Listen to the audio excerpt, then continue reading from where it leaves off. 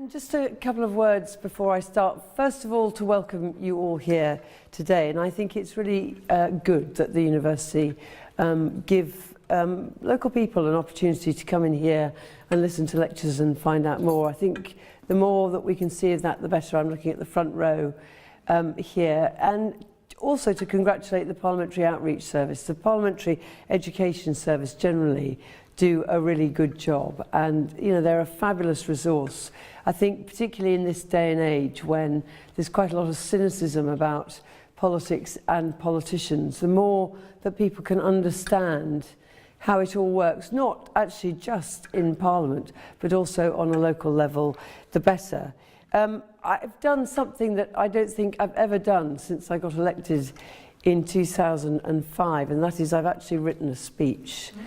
But so knowing that the Parliamentary Outreach Service were going to film it, and it will be there as a resource, and you don't often get many people talking about the Whip's office, I thought it needs to be reasonably coherent and run fairly smoothly. I was also slightly anxious that I didn't give away more than I meant to give away, so I thought I'd write it down. I am a bit hoarse, so apologies for that, but I hope that people at the back nod your head if you can hear me. Yes, saw a thumb up. So, the Whip's office. The Whips, the victims of much rumour, myth and speculation, but about whom still little is known. Shadowy figures who skulk around Westminster, moving in mysterious ways and bound by shared secrets, few of which have ever been revealed. Past and present Whips will have conversation on what is known as Whip's terms, a firm promise of a secret to be shared and a secret to be kept. However, not all have kept their secrets as secret as they should. Giles Brandreth, who was MP for Chester from 1992 to 1997 and government whip for 2 years, was said to have broken the code of the Whips and outraged many when he published his diaries. Giles Brandreth probably rightly described the Whips as an office of curious customs and practices. But did he reveal all? A few tidbits to whet the appetites of those reading the fly cover only. And tonight I may disappoint. The advert that was sent out ahead of this evening's meeting made mention of the mysterious world of intrigue to draw you in, with a tantalising suggestion that all is to be revealed. I can tell you much, but I'm not intending to make Daily Mail headlines tomorrow. So a few secrets revealed, but importantly, I do hope to be able to give you some insight into the times, trials, tribulations and work of the modern day Whip's office. However, I should hesitate and say I use the term modern rather loosely. The Houses of Parliament are slow to change their ways, and modern can refer to anything in the last 50 years. To illustrate this point, you only need to look back to the 1850s, when it was said of the Whips, they are ready to perform any trick or dodge for the benefit of their party. Some journalists could have written that yesterday.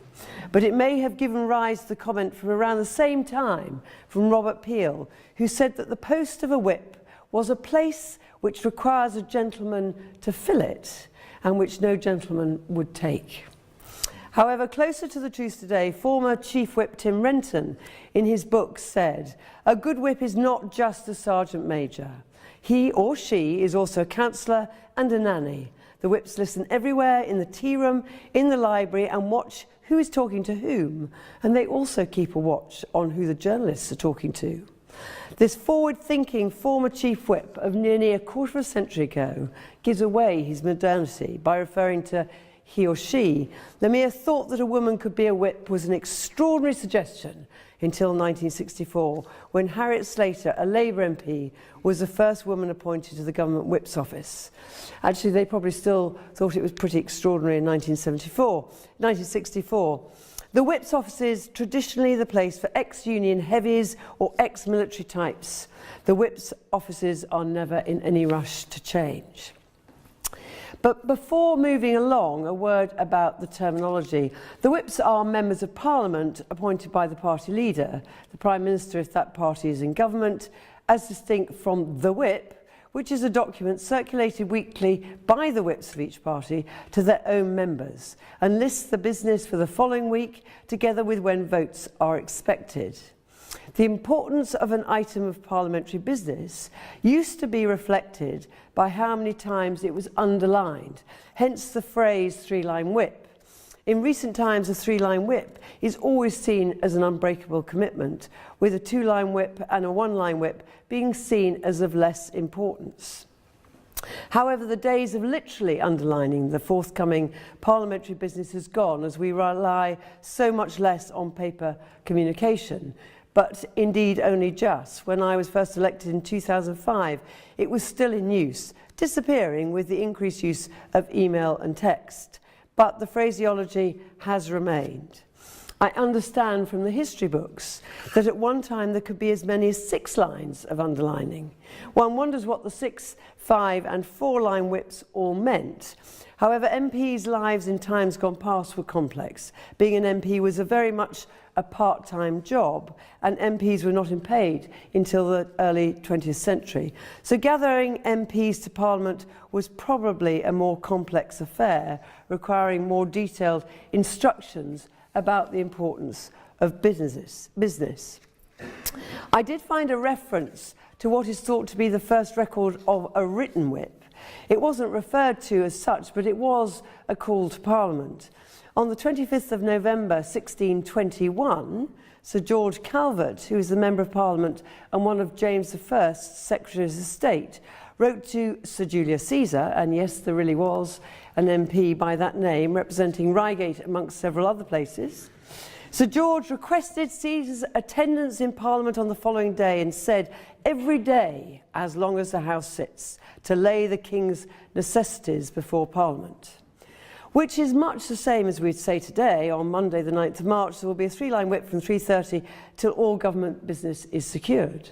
So 400 years hasn't changed much, albeit with the message written and delivered by a very different means. It is quite difficult to put the whip's office in any historical context without looking at the changes in how legislation was taken through Parliament, the reduced influence of the monarch and the rise of the stronger party political affiliations that we have today.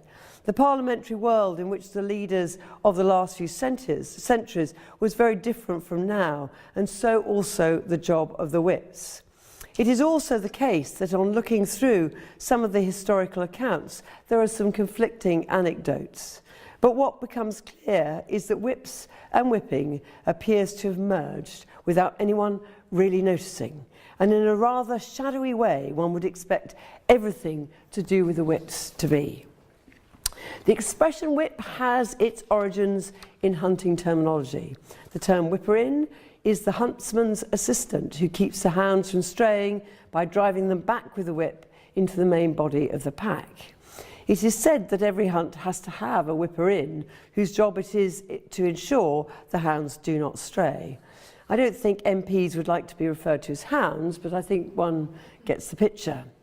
Indeed, according to some historical records, the first term of whipper-in a parliamentary sense occurred in 1772, and I quote, "He was the first a whipper-in to the Premier."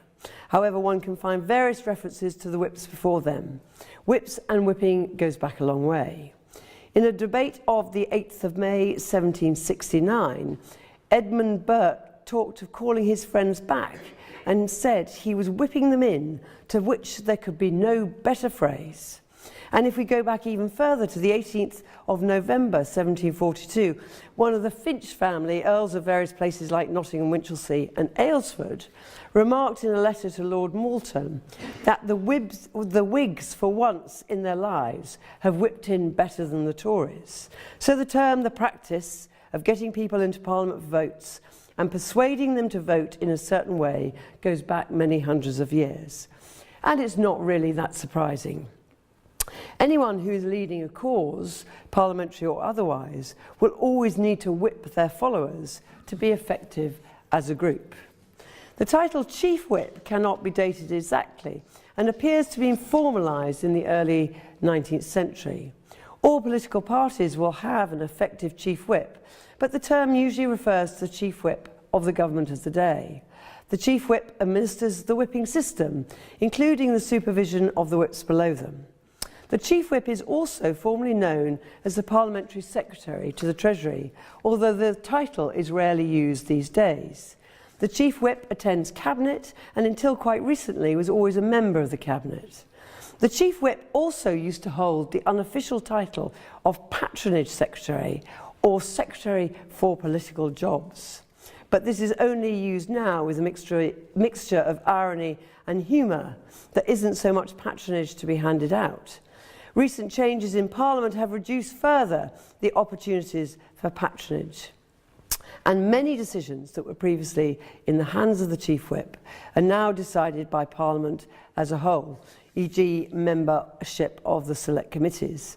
A few remain, and a few key decisions are taken in the Whip's office still, including, interestingly, what office accommodation is given to MPs of their party. And critically, for the ambitious MP, the Chief Whip and indeed the Whips collectively are still key to the success, or not, of an MP's parliamentary career. The Whip's recommendations to the leader of the party or to the Prime Minister hold considerable weight. The Whips are friends worth making and friends worth keeping. However, back to the first known holders of the title Parliamentary Secretary to the Treasury, they were literally just that. In the 16th century, they were no more than personal servants to the Treasurer, acting as his scribe and confidential secretary. However, by the Restoration, the Parliamentary Secretary became an important administrative role, carrying out some of the functions that were considered essential to the business of the Treasurer. And the secretaries would often be named as tellers, those that stand at the doors of the division lobbies and count the MPs who come through. The tellers were therefore in prime position to know who was a friend and who was a foe of the government of the day, and indeed still are. The position of teller was a powerful job and highly political. The tellers, these secretaries, had important information about who had received favours from the government. Patronage was in ample supply. MPs received pensions, contracts, assistance in elections for themselves and for their friends. So when it came to whipping in the votes, the secretaries knew who was in the government's debt, who owed the government, and they also knew who had not repaid the government with their support in the voting lobbies. So the parliamentary secretaries were closely connected with the Prime Minister and indeed with the administrative work of the Treasury Office. The secretaries therefore were skilled in financial matters, became skilled in the technique of parliamentary procedure, and they often served on committees appointed to bring in bills. They knew a lot, had their fingers in many pies, and were therefore a powerful bunch. But that's not it. Let's return to the Chief Whip, the Parliamentary Secretary to the Treasury, the Patronage Secretary. In days gone by, he also had hard cash to dole out, and he administered the Secret Service Fund, which was technically King's money.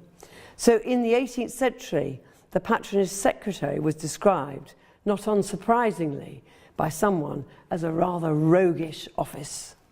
By the beginning of the 20th century, the office of Chief Whip was well established, and though some of that patronage had disappeared over the course of the previous century, the arrangement of government business in the House, the organisation of MPs' attendance in Parliament, making sure important divisions were won, gathering intelligence on MPs, dishing out jobs and other political offices, all lay in the hands of the Chief Whip. By the early 20th century, we see the work of the whips increasingly commented on. There are some very amusing quotes, and again, you could easily be forgiven for thinking some of them were only written yesterday. One particular one struck me. There is also a growing tendency for members to grow restive about the activities of the party whips. Still the case, I suspect. And MPs became increasingly aware of the extent to which their own domestic comfort depended on the whips. Don't forget, it was the whips who arranged the timetable of the House, gave members permission to go home or on holiday, and arranged the order of speakers in debate. By 1910, they had come to be known as some of the best parliamentary figures, Critics of Parliament were prone to suggest that the whips exercised a sort of tyranny over MPs and that they had destroyed the independence of the Commons. Outrageous suggestion, but nothing much has changed there. But let's move on to today and where we are now. The primary role of the Chief Whip and the whips is to get the government's business through Parliament, in particular to make sure the government gets a majority on the votes on its legislation. So that means, as it always has done, keeping MPs informed of forthcoming parliamentary business, making sure MPs attend important debates and support their party in any votes. The whips make sure that there are enough speakers in a debate, that the key debating points are made, and as Abel mentioned in the 50s, have the job of cheering the minister. For regular watchers of Parliament, the cries of "hear, hear" are often instigated by the whip on the bench. And there is always a whip sitting on the front bench, noting down who speaks well, who has performed badly, if any points of order are raised that have implications for a minister. And always keeping an eye on the business to make sure that everyone is in their place when they should be. Although much of the parliamentary business is limited by time constraints, it doesn't necessarily mean all the time will be used. So items of parliamentary business can begin earlier than anticipated. If you are watching Parliament on television and see a whip frantically running around, it's probably a whip desperately trying to locate the minister who didn't realise the next item of business started early and they need to be at the dispatch box. For the poor whip, as they are ministers, if no departmental minister is present and no departmental minister has turned up, then it's the whip who has to stand in for them, give a speech made up on the spot and with no briefing. Whips also have a Whitehall department or two to work with, and they will also be responsible for managing any bills that department brings forward. They will also have a flock of about 25 MPs who they look after, and they also other administrative responsibilities that are divided between them. For instance, one whip will be in charge of liaising with the clerks of the House each day about how the votes and the business are managed. And I mentioned the accommodation whip already, which is another. Parliament sometimes feels like a stage, with the whips as stage managers. The whips turn the lights on at the beginning of the day, make sure it all runs smoothly, and then put the cat out and turn the lights off at the end of the day. Through the Chief Whip, along with the business managers, the Leader of the House, the Prime Minister, and with some collaboration of the Whitehall departments, the business of the House is arranged. No small feat when one considers the administrative arrangements for a bill. It all starts with publication of a bill or a draft bill, then possible pre-legislative scrutiny, then a day for the second reading must be found on the floor of the House. Then committee stages need to be timetabled for several weeks at a time. Then a day or two for the report stage of the bill, again on the floor of the House along with a third reading. Then off it goes down to what we call the other end, so the Lords if the bill started in the Common, and then the whole process is repeated at the other end. Then back the bill comes to where it started for consideration of Lords' amendments on the floor of the House. Then finally ping pong, where the bill can be batted to and fro from one end till agreement is found. And there may be several bills on the go at the same time. Confused, you wouldn't be alone. And that's just one of the jobs the Chief Whip will need to organise. The Chief Whip is in charge of mapping out the detailed timing for the government's programme of business and estimating the likely time needed through the usual channels. A word about that curious phrase in a minute. But also mindful of the other constraints on time due to standing orders and statute law, which require business to be completed by certain dates. But whipping is also a job of management and persuasion. The story about the techniques used by the whips to persuade backbenchers are often exaggerated.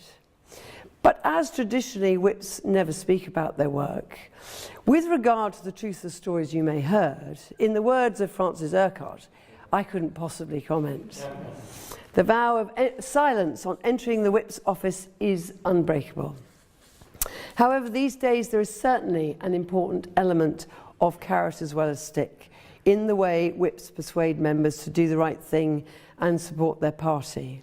Whips need today to be good personnel managers. It's not just about telling people what to do, it's about passing messages up to those making decisions, explaining why some MPs might have a problem with policy or with legislation, and passing messages back down. It's about making sure very overworked ministers also take the time to meet backbenchers and explain the issues. It's a job that needs sensitive handling to find compromise. Therefore, the Chief Whip has an important role advising the Cabinet and the PM about the likely acceptability of its legislative proposals to the backbenchers. A less well-known sign of the Whip's work is to provide a link between the government and opposition parties and other important figures within Parliament. These relationships are the ones that are referred to as the usual channels. The usual channels are a largely informal and private network of communication that the Whip's offices operate. Through the usual channels, unbreakable gentlemen's agreements are made to organise the timetabling of committees, the distribution between parties of select committee chairs, when votes occur, and a whole host of other issues.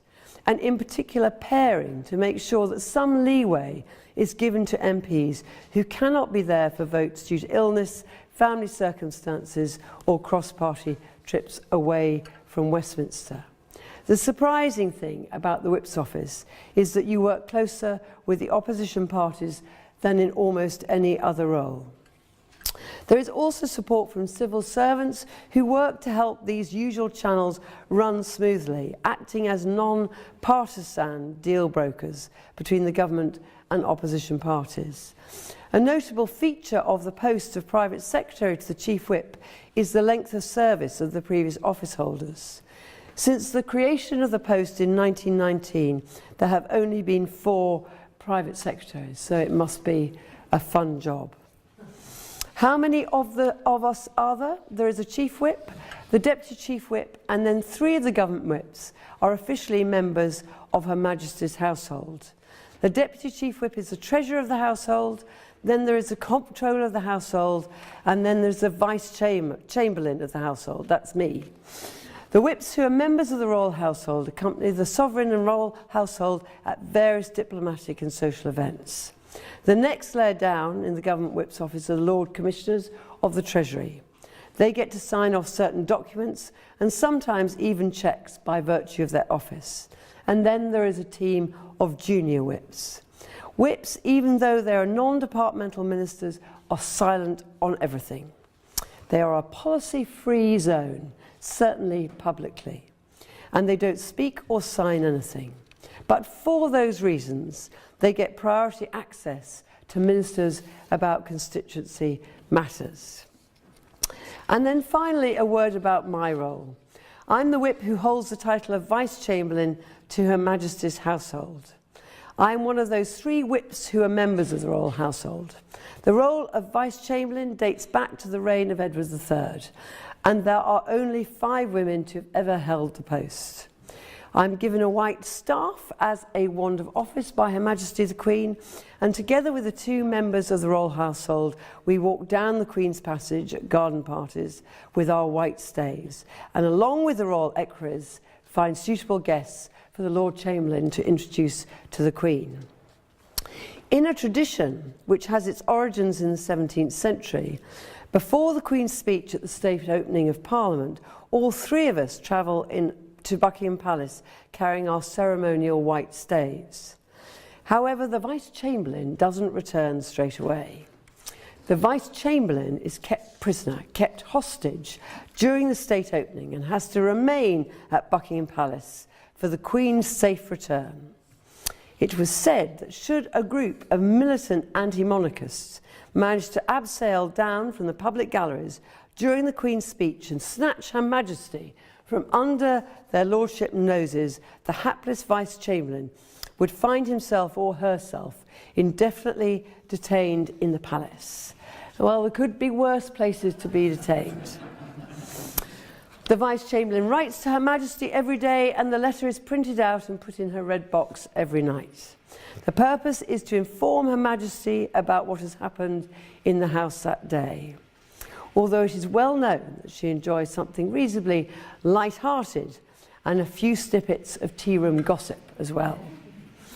The Vice-Chamberlain also presents herself to the House of Commons to report the Queen's answers to addresses from the House. For me, this role deserved a pair of high-heeled shoes, something I never wear. When I was appointed, I decided that it had to be high heels. The boys wear morning dress, so for me, walking backwards in high-heeled shoes brought a new challenge to my life as MP. And there we have it, a quick look at whips and whipping. Do you know more than when I began? I hope so. Do you know things about the things you really wanted to know? I hope not. Because if you did, I would have betrayed some secrets. But I hope I have shared an insight into some of the work of the Whip's office in what is one of the greatest democratic institutions in the world. In the House of Commons on the 11th of November 1947, Churchill said those famous words, "Democracy is the worst form of government, except for all those other forms that have been tried from time to time," and I have to agree.